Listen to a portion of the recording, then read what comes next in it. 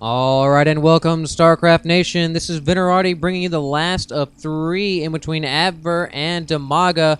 Of course, as always, both of them spawning as Zerg, and that means ZVZ action. Woo! So, yeah, throwing the GG, good luck, you know, good sportsmanship kind of stuff. So, as always, nice to see. Now, over the last two games, we saw Abver be taken out by Banelings, and in the second game, he adapted and went early roaches, which, of course, soak up banelings like a nice towel.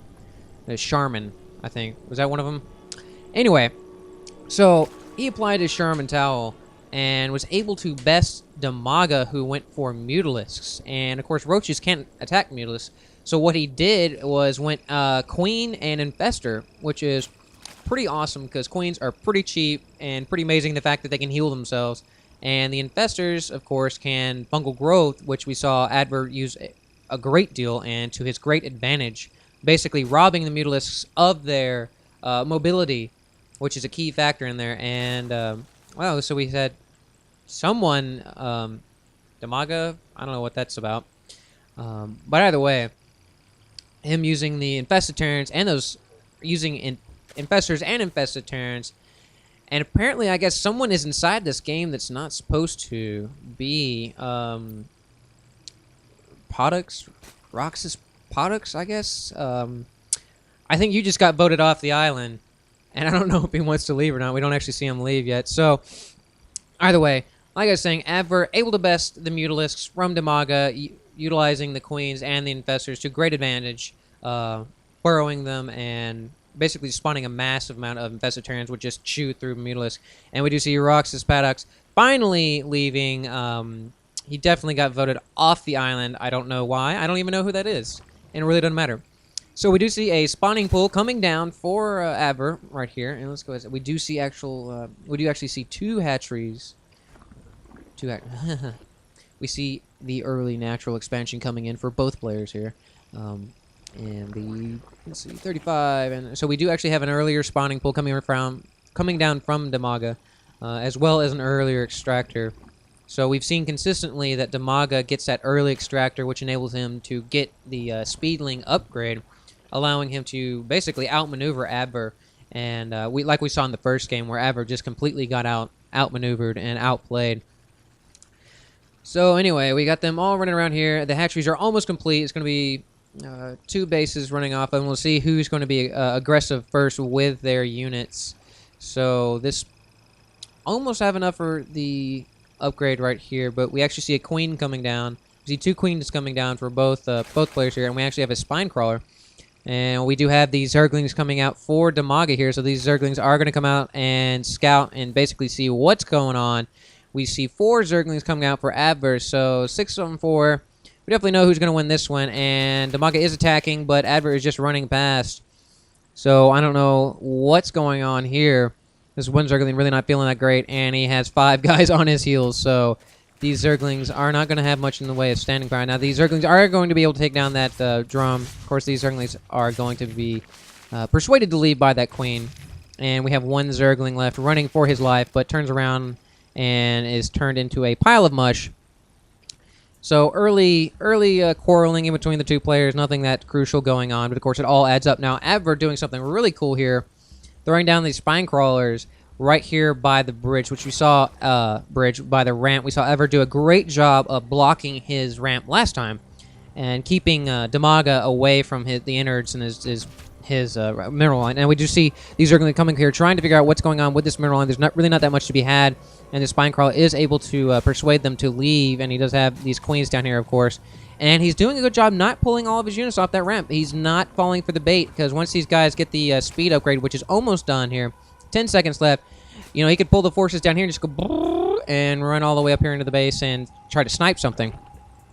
And we actually do see them moving backwards and I guess looking for him.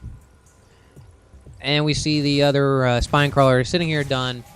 And we actually see these queens trying to take down this overlord. And I don't know if this overlord's really going to be able to get away because the queens are still faster off the creep than the overlord can fly originally. And we do actually see the overlord go down from the queen fire, which is, you know, that's 100 minerals, but early on in the game that can be really crucial, especially if it supplies lock.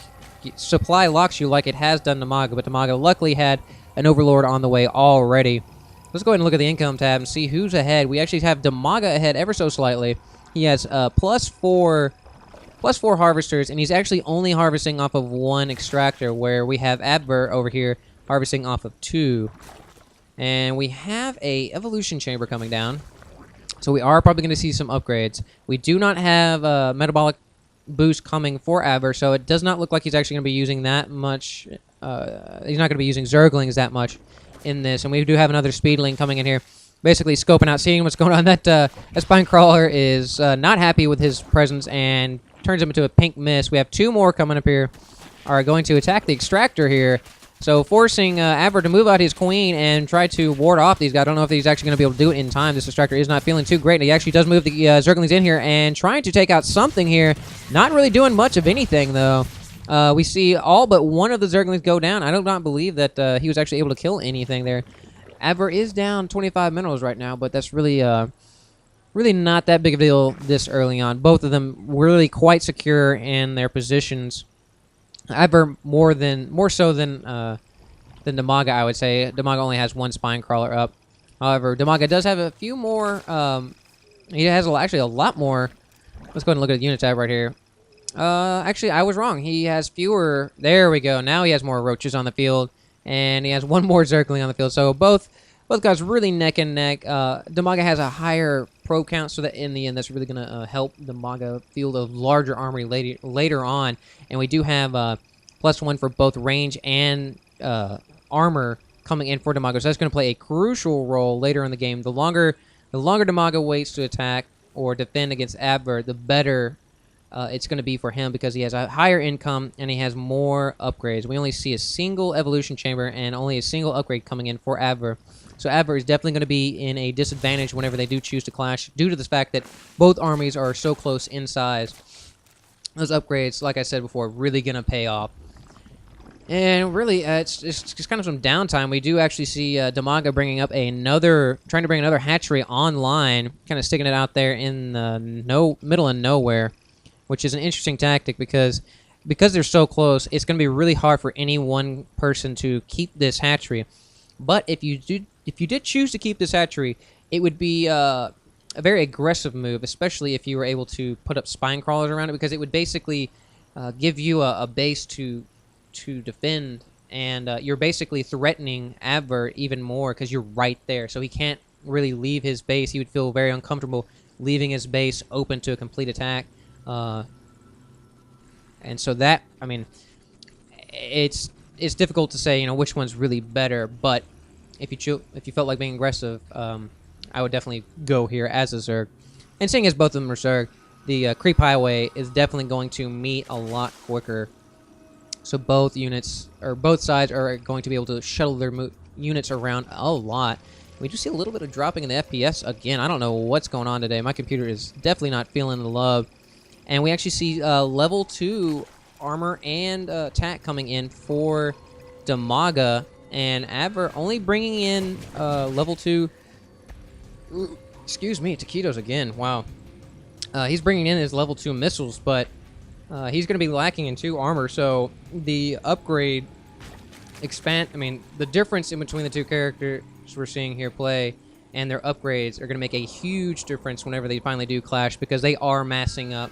We do see them at Abver at 123 and Dimaga at 140. So this is really going to do a huge difference. I actually see some Hydralisks coming in here with the range upgrade almost complete. So these Hydralisks going to throw down a lot of DPS. They're going to be able to stand behind the roaches and allow the roaches to soak up all of that damage. And we do have Abver going with the same build as he did last time, the Infestor Queen Roach build, which is I don't know if you would call that standard. I really don't think so. And we actually have the armies clashing right here. The roaches are coming up on roach. We do see some fungal growth going down, but really not making that big of a difference because these Hydralisks are able to come in here and fill this gap. We do see some infested Terran come down, but the infestors really don't have that much HP or that much mana left because of the fungal growth. And Dimaga is choosing to retreat. So right there, Abver was able to ward Dimaga off, but both sides really in even footing, at least in numerical sense. And we do see those 2 overlords go down relatively easily.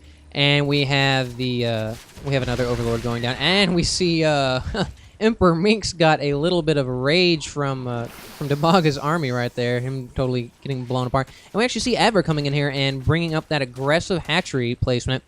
But of course, that hatchery is going to go down unless he does something pretty drastic here. And we do actually see the forces coming in here, and he's transfusing this queen like a boss. But it does go down. There's just not enough queens in here, and you see all these queens just thrashing from the acid attacks of the roaches. And the armor is really paying off here. All these roaches are in the red, but if they not actually had that armor upgrade, they would all probably be dead, and it would definitely be a different story here on the matchup here. So we do actually have Dimaga in Abver's first expansion, and these Hydras are out in the open. Are they going to try to retreat and allow these other roaches to take the damage for them? And the Infestors have nothing really to throw these Infested Terran out here, and the Infested Terran are just dropping like flies.